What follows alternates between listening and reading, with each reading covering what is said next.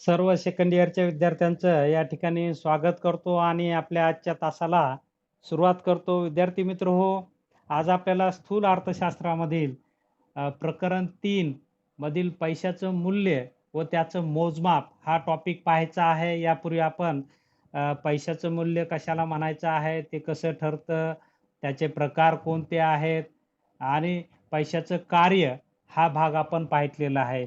थोडक्यात पैशाचं मूल्य आपण कशाला म्हटलेलं आहे, की पैशाचं मूल्य म्हणजे पैशाची खरेदी शक्ती, की विशिष्ट चलनाच्या सहाय्याने ज्या वस्तू आणि सेवा खरेदी करता येतात, त्या वस्तू आणि सेवा म्हणजे त्या वस्तू त्याला पैशाचं मूल्य आपण म्हटलेलं आहे.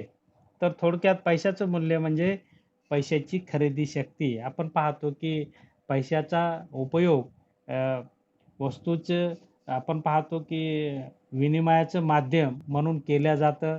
त्याचबरोबर मूल्यसंग्रह आहे आणि त्याचं मोजमापही करता येतं. तर ही काही महत्त्वाची वैशिष्ट्ये आपल्याला पैशाची असलेली आपल्याला दिसून येतात आणि आपण पाहतो, की आज हे केवळ मूल्यमापनाचं साधन नाही, तर एक विकासाचं साधन असलेलं आपल्याला दिसून येतं आणि म्हणून पैशाचं कार्याची भूमिका पाहत असताना आपण ह्या सगळ्या गोष्टी त्यामध्ये पाहितलेल्या आहेत, की पैसा आज महत्त्वाचा आहे किंवा पैसा लोकांचे गरजा पैशाच्या माध्यमातूनच लोकांच्या गरजा पूर्ण होत असतात, आर्थिक प्रश्न सुटत असतात, त्यातून आर्थिक कल्याण होत असतं, भौतिक कल्याण होत असतं आणि म्हणून पैसा आजची महत्त्वाची गरज किंवा पैशाचं कार्य फार मोठं असलेलं आपल्याला दिसून येतं.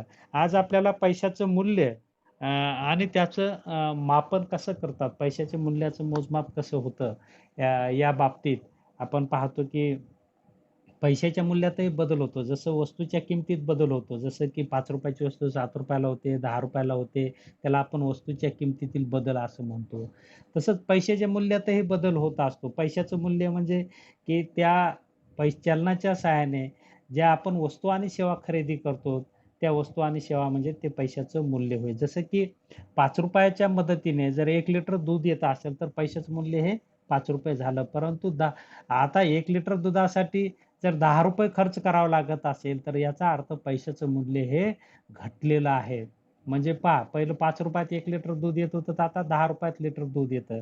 तर हा जो बदल आहे, मूल्यातील बदल, हा बदल आपण अर्थशास्त्रामध्ये निर्देशांकाच्या सहाय्याने मोजता येत असतो. किंमत निर्देशांकाच्या सहाय्याने किंवा अ, विविध निर्देशांक आहेत. विशेषतः किंमत निर्देशकांच्या सहाय्याने आपल्याला पैशाच्या मूल्यातील किंवा वस्तूच्या किमतीतील बदल मोजता येतो. आपण पाहितलं की पैशाच्या मूल्याचा आणि वस्तूच्या किमतीचा जवळचा संबंध आहे. वस्तूच्या किमती वाढल्या तर पैशाचं मूल्य घटतं. म्हणजे याच्यामध्ये व्यस्त संबंध आहे. पहा, वस्तूची किंमत जी ₹10 ची ₹15 झाली तर तेवढं ₹5 पैशाचं मूल्य घटत असतं आणि वस्तूची किंमत ₹10 वरून ₹5 झाली तर पैशाचं मूल्य हे वाढत असतं ₹5. म्हणजे वस्तूची किंमत घटली तर पैशाचं मूल्य वाढत असतं आणि वस्तूची किंमत वाढली तर पैशाचं मूल्य घटतं. म्हणजे पैशाचं मूल्य आणि वस्तूची किंमत यामध्ये व्यस्त संबंध आहे. आपण पाहतो की पैशाचं मूल्य हे पैशाच्या पुरवठ्यावर अवलंबून असतं. अर्थव्यवस्थेत पैशाचा पुरवठा करण्याचं काम आर-बी-आयच्या माध्यमातून, मौद्रिक धोरणाच्या माध्यमातून आर-बी-आय करत असते. आपण पाहतो की पैशाच्या पुरवठ्याचा संबंध आणि पैशाच्या मूल्याचा संबंध हा पॉझिटिव्ह आहे. पैशाच्या पुरवठ्यात वाढ झाली, तर पैशाचं मूल्य घसरतं. सॉरी, व्यस्त संबंध आहे. पैशाचं मूल्य घसरतं. म्हणजे पैशाच्या पुरवठ्यात वाढ झाली, तर मूल्यात घट होते आणि पैशाच्या पुरवठ्यात घट झाली, तर मूल्यात वाढ होत असते. आणि अशा प्रकारचा व्यस्त संबंध आपण त्यामध्ये असलेला आपल्याला दिसून येतो. तर थोडक्यात पैशाचं मूल्य हे पैशाच्या पुरवठ्यावर अवलंबून असतं किंवा वस्तूच्या किमतीवर अवलंबून असतं. अर्थव्यवस्थेमध्ये पैशाचा पुरवठा दुप्पट झाला, तर किमती दुप्पट होतात आणि पैशाचं मूल्य निमपट होतं म्हणजे घटतं. अर्थव्यवस्थेत पुरवठा निमपट झाला, किमती निमपट झाल्या, तर पैशाचं मूल्य हे दुप्पट होतं म्हणजे वाढतं. अशा प्रकारे असं आपल्याला या पैशाचा पुरवठा आणि त्याची किंमत आणि त्याचं मूल्य या दोन्ही तिन्ही गोष्टींमधील संबंध आपल्याला या ठिकाणी सांगता येतो. तर त्या अनुषंगाने पैशाच्या मूल्यातील बदल त्याचं मोजमाप होणं गरजेचं असतं. कारण आपण पाहतो की डायरेक्ट संबंध वस्तूच्या किमतीशी येत असतो आणि पैशाला ज्या अर्थव्यवस्थेमध्ये चलनाला मूल्य असतं, ती अर्थव्यवस्था टिकून राहते किंवा तिथे विकासाच्या संधी निर्माण होत असतात.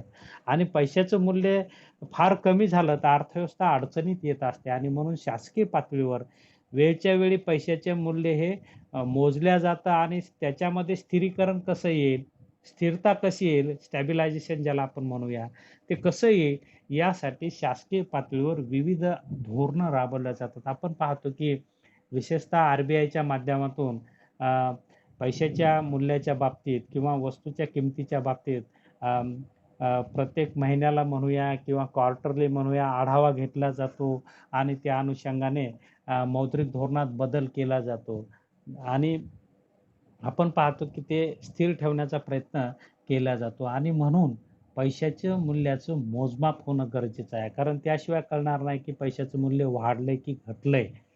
आणि मग पैशाच्या मूल्यातील किंवा मूल्याच्या बदलातील अ, बदल किंवा याचं जर बदलाचं मोजमाप करायचं असेल, तर त्याचं मुख्य साधन म्हणजे निर्देशांक आहे. म्हणून आज आपल्याला पैशाच्या मूल्यातील बदल मोजण्याचं जे मुख्य साधन आहे, निर्देशांक, तो निर्देशांक या ठिकाणी पाहायचा आहे, की भारतामध्ये पैशाच्या मूल्यातील बदल मोजण्यासाठी निर्देशांकाचा उपयोग केला जातो. हे निर्देशांक कसे तयार करतात, त्यासाठी कुठल्या गोष्टी लागतात, ह्या गोष्टी आजच्या तासाला आपल्याला या ठिकाणी पाहायच्या आहेत. पहा या ठिकाणी दिलेलं आहे, की एका वस्तूच्या मोबदल्यात दुसऱ्या किती वस्तू मिळतात हे सांगणे म्हणजे त्या वस्तूचं मूल्य. आपण पाहतो, की पैशाच्या मोबदल्यात जेवढ्या वस्तू आपण खरेदी करू शकतो, तेवढे पैशाचे मूल्य असते.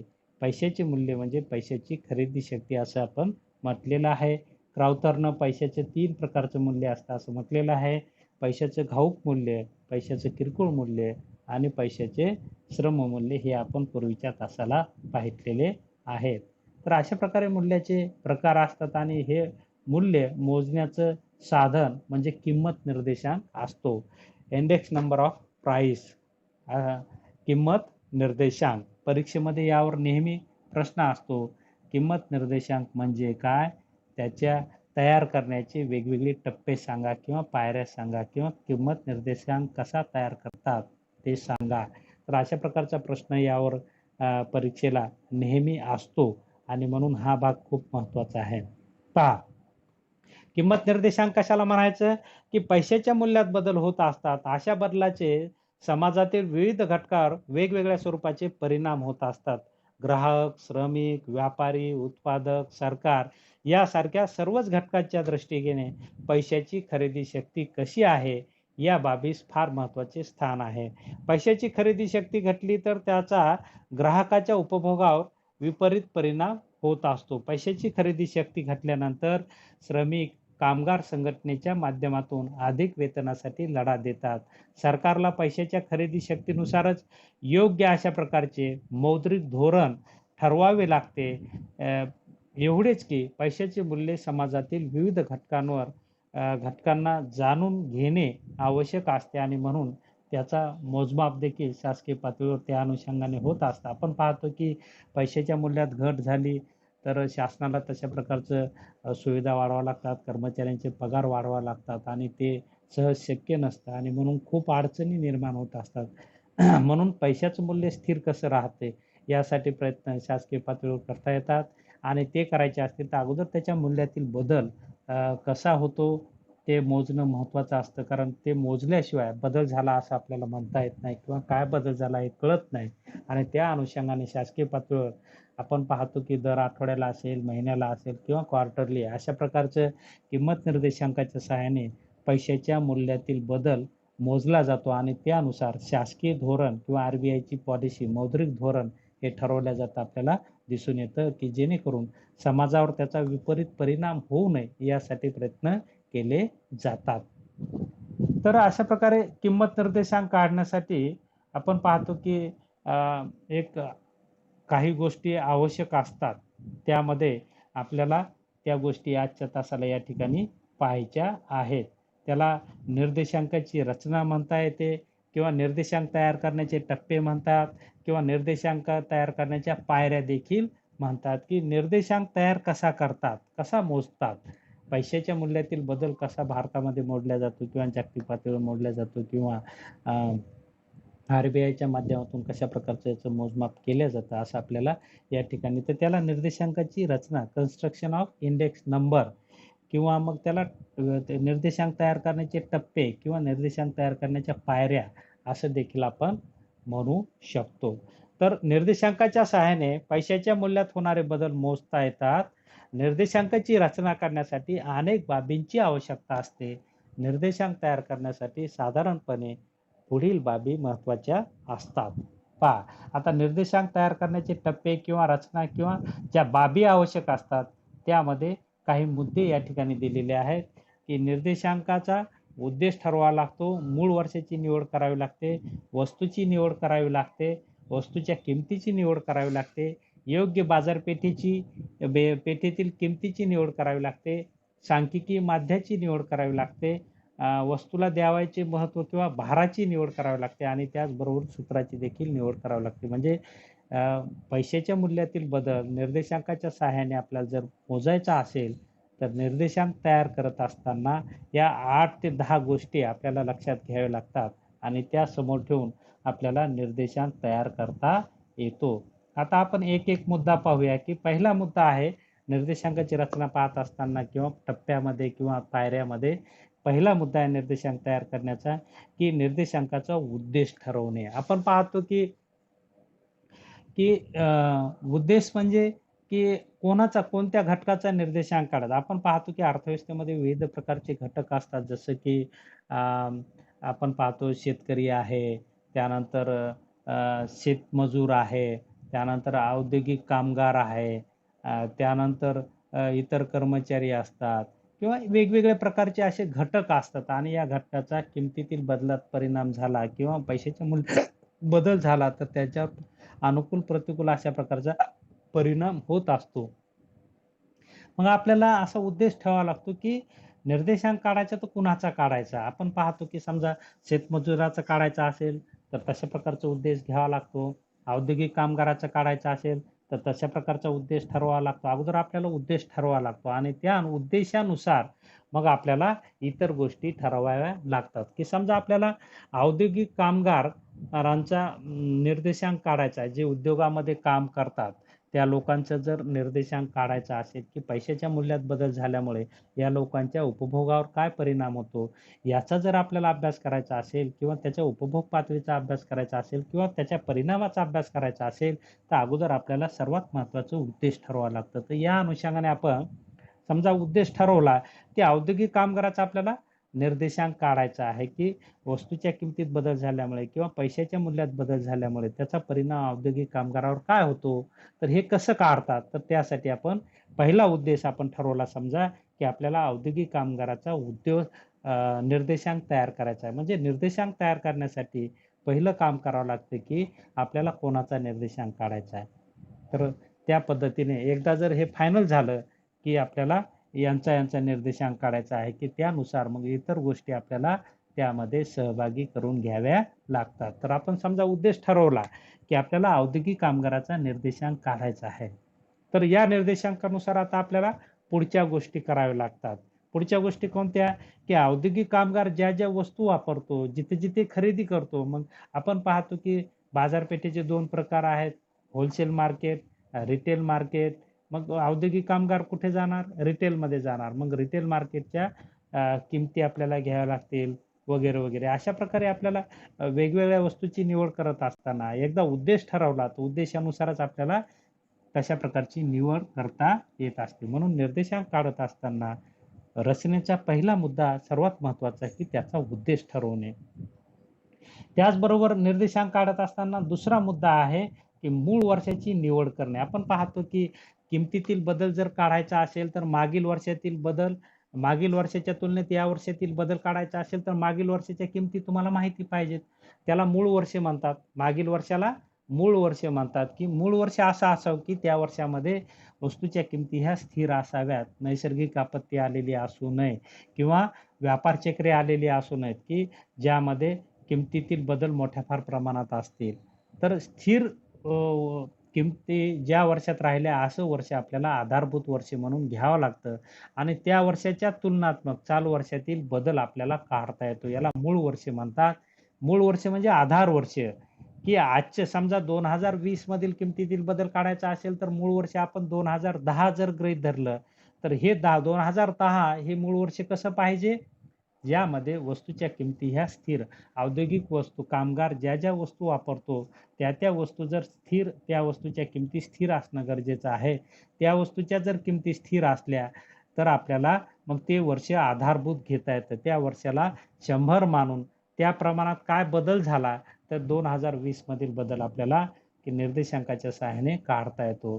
त्याचबरोबर मूळ वर्षाची निवड करत असताना आणखी एक अट आहे, की मूळ वर्ष फार लांबही असू नये. फार तर 5-10 वर्षाचा फरक चालतो किंवा बॅक इयर लगेच आपण घेतलं तरी चालतं. परंतु आपण पाहतो की खरे चेंजेस हे 10 वर्षातच होत असतात आणि 10 वर्षाचा कालावधी त्यासाठी योग्य असलेला आपल्याला दिसून येतो. आपण पाहतो की भारताच्या चलनवाढ मोजण्यासाठीही अशा प्रकारे इंडेक्स नंबर काढला जातो, की 10 वर्षापूर्वीचं समजा आता सध्या आपण पाहतो की 2004-5 हे वर्ष आधारभूत वर्ष म्हणून घेतल्या जातं आणि त्यानुसार चलनवाढ काढल्या जाते.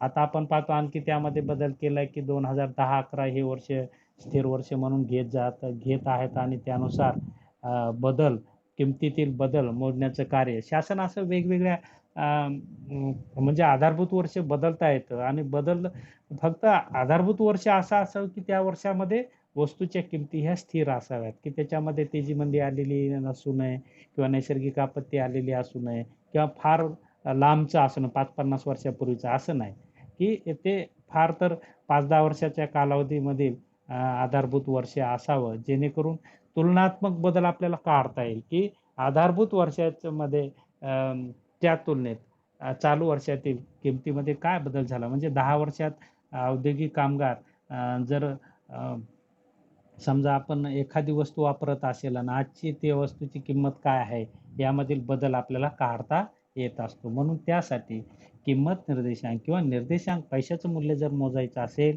तर मूळ वर्ष किंवा आधारभूत वर्ष हे घ्यावंच लागतं. कारण 2 वर्षाची तुलना करावी लागते. एक आधारभूत वर्ष आणि चालू वर्ष या 2 वर्षातील बदल आपल्याला निर्देशांकाच्या सहाय्याने काढता येतो आणि तो बदल आपल्याला मग वाढ आहे का घटीचा आहे, अशा प्रकारचा बदल मिळत असतो. त्यानंतर वस्तूंची निवड. आता आपण उद्देशामध्ये आपण म्हटलं की आपल्याला औद्योगिक कामगारांचं जर निर्देशांक काढायचा असेल तर तो कामगार ज्या वस्तूचा आपल्या उपभोगात समावेश करतो त्याच वस्तूची आपल्याला निवड, जसा उद्देश तशी वस्तूची निवड करावी लागते. आता आपण पाहतो की औद्योगिक कामगाराचं त्याच्या उत्पन्नानुसार तो काय करतो, समजा आता कामगाराला आपण पाहतो उत्पन्न मध्यम स्वरूपाचाच असतं म्हणून तो आपली सगळ्या वस्तूंची खरेदी कुठं करतो, किरकोळ बाजारपेठेमध्ये करतो. म्हणून आपल्याला किरकोळ बाजारपेठेची मध्ये ज्या वस्तू उपलब्ध होतात त्या वस्तू किंवा त्याच्या उपभोगातील वस्तू आपल्याला निवडाव्या लागतात. त्याच्या उपभोगात ज्या वस्तू येत नाही त्या वस्तू आपल्याला घेता येत नाही. औद्योगिक कामगार ज्या वस्तूंचा उपभोग घेतो त्याच वस्तूंची निवड आपल्याला या ठिकाणी करावी लागते. जसं की आपण समजा ऑब्जेक्ट बदलला, शेतमजूर घेतला तर शेतमजूर ज्या वस्तूंचा उपभोग घेईल त्या आपल्याला घ्यावा लागेल. समजा आपण कर्मचारी शिक्षक घेतला, शिक्षक ज्या वस्तूचा उपभोग घेईल त्या वस्तूंची निवड करावी लागेल. किंवा आपण मोठा उद्योजक घेतला तर उद्योजक ज्या वस्तू म्हणजे उपभोगात घेतो त्याच वस्तूची निवड आपल्याला करावी लागेल. म्हणजे आपल्या उद्देशानुसार वस्तूची निवड ही निर्देशांकाची रचना करत असताना करावी लागते आणि म्हणून त्याला अनुसरून आपल्याला आपण पाहतो की त्या वस्तूची निवड करणं ही गरजेचं असतं किंवा ही एक अट असलेली आपल्याला दिसून येते. रचनेचा चौथा मुद्दा आहे वस्तूच्या किमतीची निवड. जसं आपण वस्तूची निवड केली उद्देशानुसार, तशीच उद्देशानुसार किमतीची निवड करावी लागते. आपण पाहतो की औद्योगिक कामगार हे आपला उद्देश आहे. मग यानुसार जर औद्योगिक कामगार जर म्हणजे ग्रामीण भागात आपण पाहतो किंवा शहरी भागात किरकोळ बाजारातून किंवा आठवडी बाजारातून वस्तू खरेदी करत असेल किंवा त्या वस्तूंचा उपभोग घेत असेल, तर आपल्याला आठवडी बाजारातल्याच वस्तूच्या किमती गृहीत घ्याव्या लागतील. त्या दुसऱ्या बाजारातल्या किमती गृहीत घेता येणार नाही. जिथून कामगाराकडून वस्तूची खरेदी होते किंवा वस्तूची निवड होते त्याच ठिकाणी आपल्याला वस्तूची किंमत देखील घ्यावी लागेल. दुसऱ्या ठिकाणची वस्तूची किंमत घेतली तर निर्देशांक बरोबर निघणार नाही किंवा तो चुकीचा निघेल. म्हणून जसा उद्देश आपण घेतला त्याच पद्धतीने वस्तूची निवड आणि किमतीचीही निवड आपल्याला करावी लागेल. आणि आपण पाहतो की मग ह्या किमती, आधारभूत वर्षाच्या किमती आणि चालू वर्षाच्या किमती यामधील बदल आपल्याला काढता येईल किंवा अशा प्रकारे पैशाचं मूल्याचं मोजमाप या किमतीच्या सहाय्याने आपल्याला करता येतं. त्यानंतर 5वी गोष्ट आहे की योग्य बाजारपेठेतील किमतीची निवड करणे. आपण पाहतो की बाजाराचे वेगवेगळे प्रकार आहेत. उद्देशानुसार आपल्या जे आपण उद्देश आहे, औद्योगिक कामगार जो आपण घेतलेला आहे, हा ज्या ठिकाणी वस्तूची खरेदी करेल त्याच बाजारपेठेची आपल्याला निवड करता येईल. समजा आपण पाहतो की हे लोकं स्थानिक मार्केटमध्ये जास्त जातात. म्हणून स्थानिक मार्केटमधल्याच किमती आपल्याला घ्याव्या लागतील किंवा बाहेरच्या किमती घेता येणार नाही. घेतल्या तर तो चुकीचा निर्देशांक ठरू शकतो आणि म्हणून योग्य बाजारपेठेची निवड झाली पाहिजे, की आपल्या उद्देशानुसार ती निवड निश्चित अशी केली पाहिजे. जसा उद्देश तशी बाजारपेठेची निवड असं आपल्याला म्हणता येईल. त्यानंतर सांख्यिकी माध्याची निवड. आपण पाहतो की सांख्यिकी माध्य बऱ्याच प्रमाणात आहे. वेगवेगळे माध्य आहे. समांतर माध्य, मध्यक आहे, भूयिष्ठक आहे. त्यानंतर इतरही असलेले आपल्याला दिसून येतात. एक 5-7 संख्या सांख्यिकी माध्याची असलेली आपल्याला दिसून येते, की यापैकी कुठलं माध्य वापरायचं हे आपल्या उद्देशानुसार आपण ठरवलं पाहिजे किंवा त्याच्या संख्येनुसार ठरवलं पाहिजे. जे जे योग्य वाटतं आपल्याला उद्देशानुसार ते सांख्यिकी माध्य योग्य निवडणं गरजेचं असतं. कारण सांख्यिकी माध्य चुकलं तर एखाद्या वेळेस निर्देशांक चुकीचा येण्याची शक्यता असते आणि म्हणून सांख्यिकी माध्य जर व्यवस्थित निवडलं तर त्यावरून आपल्याला तुलना करता येते, की दोन्ही किमतीतील फरक काढता येईल, की 10 वर्षापूर्वी ह्या वस्तूच्या किमती काय होत्या आणि आज काय आहेत. यातील बदल आपल्याला सांख्यिकीय माध्याच्या माध्यमातून मोजता येतो आणि तो तुलनात्मक मोजता येतो आणि म्हणून सांख्यिकीय माध्याची योग्य निवड होणं निर्देशांक तयार करत असताना महत्त्वाचं एक अट असलेलं आपल्याला दिसून येतं. त्यानंतरची अट किंवा रचनेचा मुद्दा आपल्याला सांगता येईल, वस्तूला द्यावयाचे महत्त्व किंवा भार. आपण पाहतो की आपण कोणता उद्देश घेतला, औद्योगिक कामगारांचा उद्देश घेतला, की औद्योगिक कामगार त्याच्या उपभोगामध्ये कोणत्या वस्तू वापरतो, सर्वात जास्त उत्पन्न कोणत्या वस्तूवर त्याचं खर्च होतं, त्या वस्तूला त्यानुसार आपण वस्तू मोजणे म्हणजे त्याला भार देणे होय. समजा औद्योगिक कामगार त्याला जर समजा ₹100 पेमेंट मिळत असेल आणि ₹100 मधले ₹50 जर तो अन्नधान्यावर खर्च करत असेल, तर अन्नधान्याला आपल्याला किती महत्त्व द्यावं लागेल? 50% द्यावं लागेल. याला भार म्हणायचं आहे. म्हणजे उपभोगातील महत्त्वानुसार औद्योगिक कामगाराच्या समजा औद्योगिक कामगाराचं पेमेंट ₹100 आहे आणि त्याच्या उपभोगातील या ₹100च्या मधून अन्नधान्यावर खर्च जर ₹50 होत असेल, तर 50% भार किंवा वेटेज किंवा महत्त्व अन्नधान्याला द्यावं लागेल आणि इतर उपभोगातील वस्तूंना 50% द्यावं लागेल. याला भार म्हणतात किंवा महत्त्व म्हणतात, की असं महत्त्व दिलं तर त्यानुसारही आपल्याला किमतीतील बदल आपल्याला मोजता येतो. पैशाच्या मूल्यातील बदल आपल्याला मोजता येतो आणि त्याचा परिणाम अनुकूल झाला का प्रतिकूल झाला हे आपल्याला पाहता येतं आणि त्यानुसार शासकीय पातळीवर वेगवेगळी धोरणं ठेवून औद्योगिक कामगारांचं संरक्षण कसं करता येईल, त्याचं हित करता येईल, हे हित पाहिलं जातं असं आपल्याला म्हणता येईल आणि म्हणून तुलना करता येते आणि म्हणून भाराची निवड होणं महत्त्वाचं आहे आणि योग्य भार देणंही महत्त्वाचं आहे. आपण पाहतो की सर्वसाधारण कुटुंब असेल तर अन्नधान्यावर जास्त खर्च होतो आणि श्रीमंत कुटुंब असेल तर आपण पाहतो चैनीच्या वस्तूवर खर्च होतं. म्हणून आपला जसा उद्देश आहे तसा आपल्याला भाराची निवड करावी लागेल. औद्योगिक कामगाराची आपण हा उद्देश घेतला तर त्यानुसार औद्योगिक कामगार ज्या वस्तू त्याच्या उपभोगात महत्त्वाच्या आहेत त्यानुसार त्याला जर वेटेज द्यावं लागेल. जसं की आपण म्हटलं की अन्नधान्याला 50% वेटेज, त्यानंतर समजा मोबाईलला 5% वेटेज, मोबाईलवरील खर्च, त्यानंतर कापडावरील खर्च 10%. अशा प्रकारे हे महत्त्व देणे म्हणजेच भार देणे होय. त्या वस्तूच्या उपभोगातील महत्त्वानुसार त्या वस्तूला वेटेज देणं म्हणजे त्याला आपण भार म्हणतो आणि हा भार जर व्यवस्थित दिला तर निर्देशांक आपल्याला व्यवस्थित मोजता येतो. त्यानंतरची अट आहे सूत्राची निवड. आपण पाहतो की निर्देशांक काढत असताना विविध सूत्र आपल्याला अवलंबावी लागतात. त्यामध्ये सर्वात आदर्श सूत्र म्हणजे फिशरचं निर्देशांक हे सूत्र खूप आदर्श आहे. जगामध्ये त्याचा जास्तीत जास्त उपयोग केला जातो.